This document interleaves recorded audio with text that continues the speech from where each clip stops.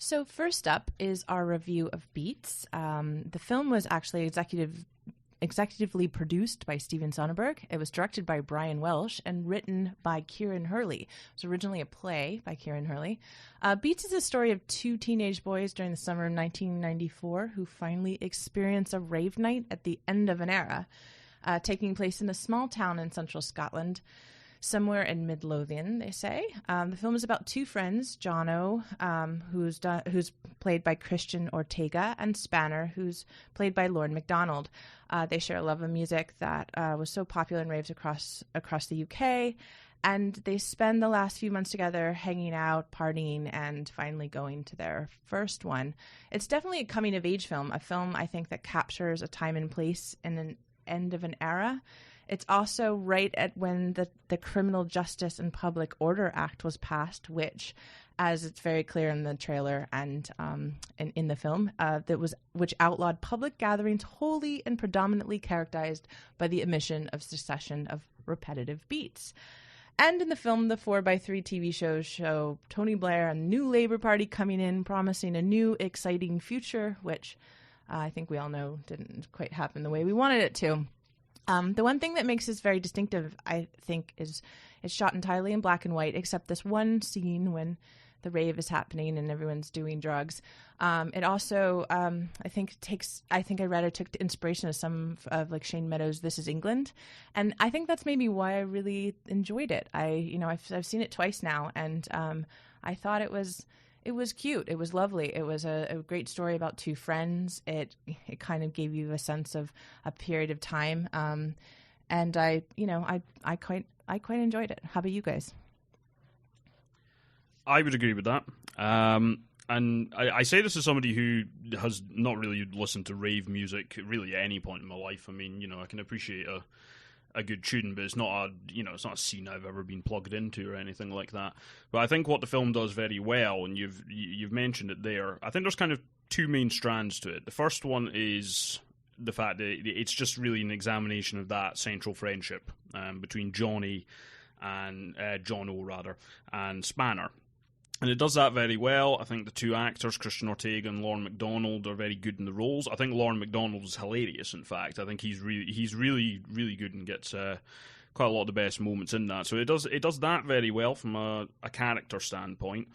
But then also, I think with the setting of the time and place, I think it actually says a little bit about Scotland itself, and even the way they present the differing home lives of the central characters. And it makes quite a good, maybe we'll talk about this more, I don't want to go on about it too much at the moment, it actually makes quite an interesting comparison, I think, with Trainspotting, which is also one of these films, purely because the film, at least, of Trainspotting is set around a similar time. And just the way it finishes on the film kind of finishes on a bittersweet note. I wouldn't say it's an uplifting ending, but it's certainly not a particularly pessimistic one. But it does have a much more optimistic, inclusive outlook, I would say, compared to something like Trainspotting. So I think it's actually got quite a lot going on under the hood. It's a very enjoyable film on a surface level. The actors are good. It's funny. If you like the music, then obviously you're going to get stuff out of that. I think the supporting cast are all really good as well. But I think when you start to look at it through that prism, it does actually have a lot to say. And I think one of the key things there is what you highlighted, is it spends a lot of time lingering on Tony Blair on televisions, and that is very much not on accident. Yeah, I'm going to just say a few words and let Luca say more, because he looks like he's got a lot to say.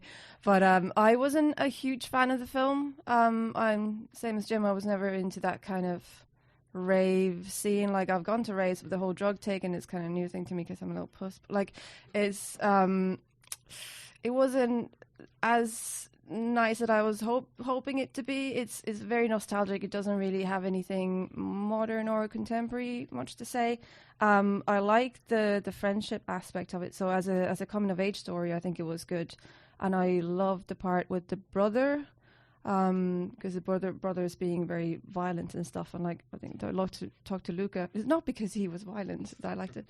I talked to Luca yesterday about it, and I was same as Luca. So I hoped he would come back into the film, and we kind of discussed that relationship a bit more, but we didn't. And what I didn't like about it is it had these kind of very stereotypical characters and events. And similar to the succession of repetitive beats, it had a predictable series of events as well. So I wasn't surprised at any point. I just kind of knew what's going to happen at all times. But Luca, what did you think about it? I completely agree with Annie. I think it's like the film was trying to hit the beats of a coming of age drama. Hey! Thank you.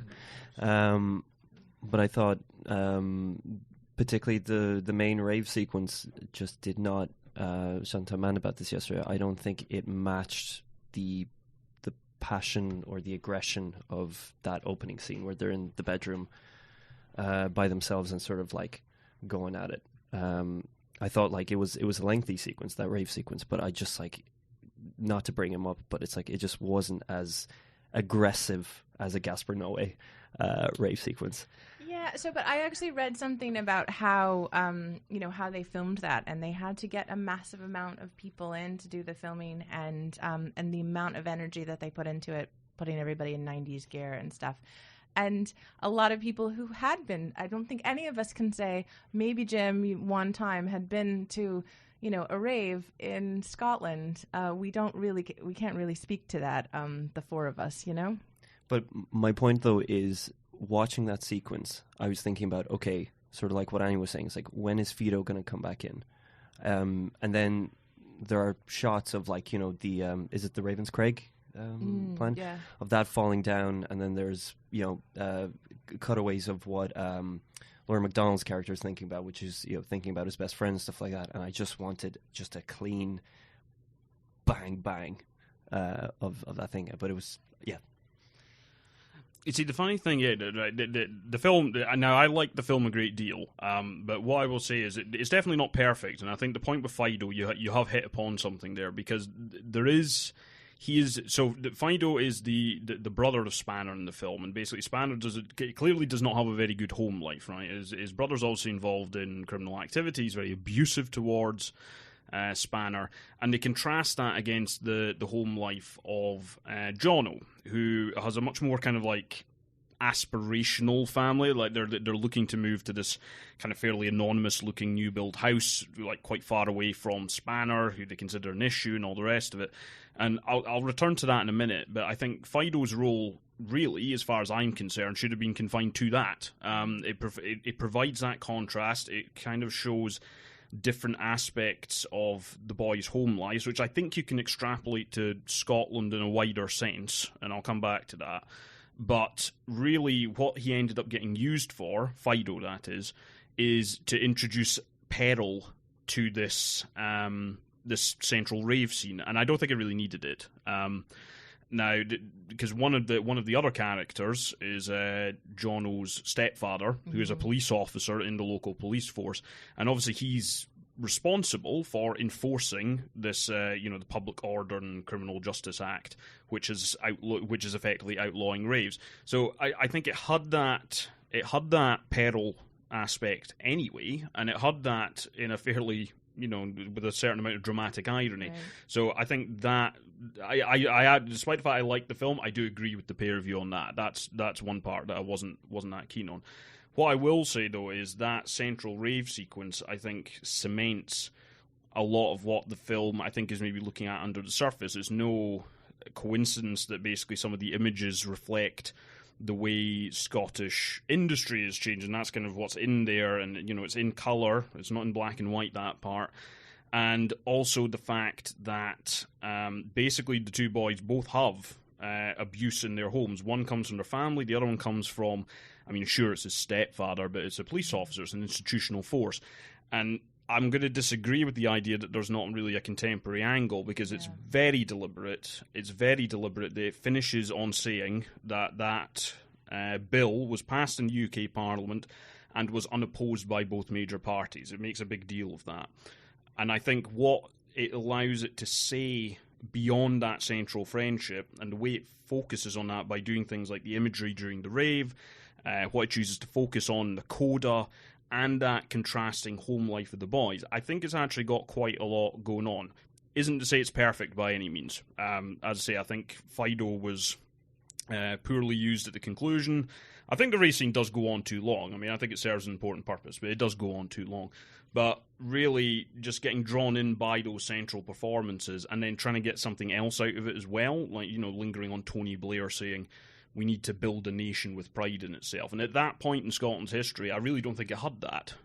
So it is kind of making that comment about what has changed and where do we go from here, because when you then look at how the friendship develops in the film's coda, there's a bit of that as well. So I think it's got plenty going on, but it's not perfect. I'm not going to, it's not the hill I'm going to die on, but I do think it's got quite a lot going on. See, I didn't think the rave scene went on too long, but maybe again it's that I liked the music and I enjoyed sort of the imagery and the way it was shot, and that aspect I like that. The other thing is, this is almost a first film coming out of, I mean, there's a couple feature films he did quite before this, but for the caliber and the product that I feel like that came out of this, like, and something that I think will linger in time and we'll look at more as one of these films about a certain time and a place, I think it'll stand up. That's my personal opinion. But anyone else? I would agree with Jim and what you just said as well. I mean, we talked about this before, but the shots of the quite overt shots of like the real estate sign in front of the house when they're moving to the new house. This whole, I think, is all of that stuff is super topical in today's contemporary Scottish. How? Well, in terms of gentrification, in terms of basically, and even just There's the way new builds going up right next to, like all over. Yeah, So- but I think what kind of bothers me with that is it's still saying it very much in the context of nostalgia. So this happened. This was a particular time and place. I don't like. It's just my personal opinion. It doesn't really stretch far enough. Like that's been happening since. It's not nothing new or something super topical. It's just something that's been going on for a while. Then it is contemporary. That's what you're saying. If it's happening since, it is contemporary. Well, it's been then contemporary since that. You know what I mean? It's not saying anything that's particularly new. Oh, it's been dealt with before. I feel like in terms of...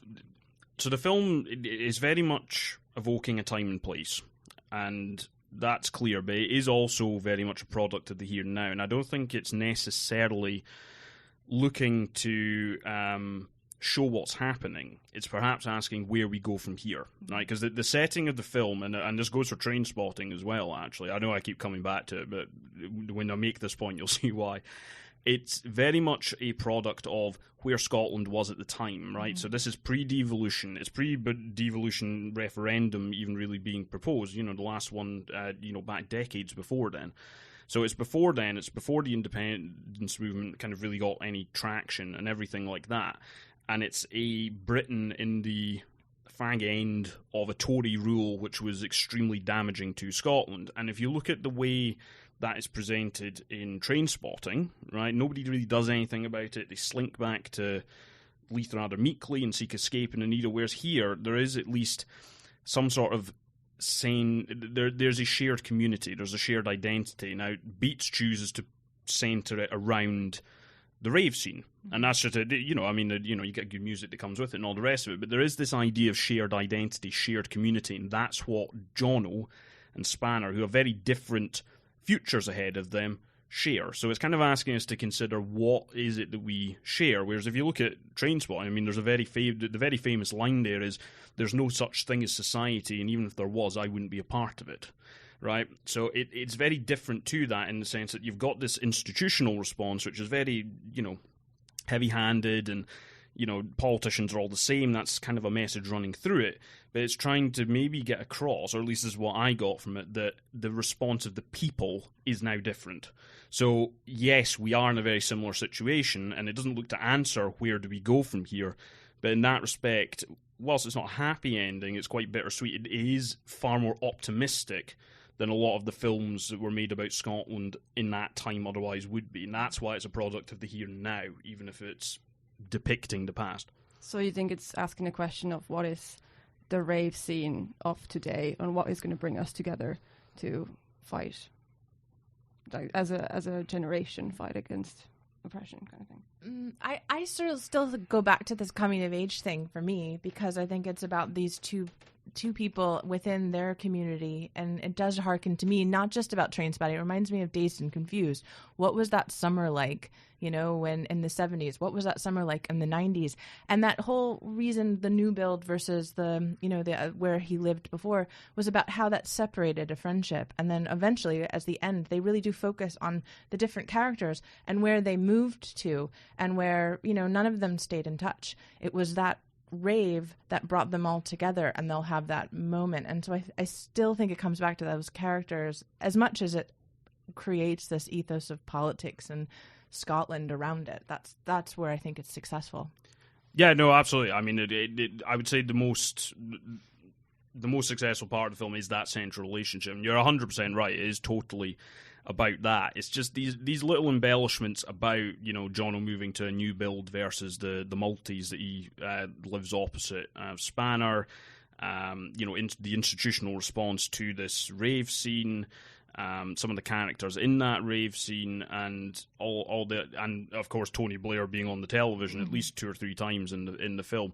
They're not by accident, right? Yeah. So I think it is trying to say, I think this film has more layers to it than I think it's really been given. Because a lot of the marketing, quite understandably, focuses on the music and the rave scene. I mean, that's an easy selling point, and it does do that very well. But I do actually think it's got a lot more going under the hood than its own marketing, perhaps, is giving it credit for.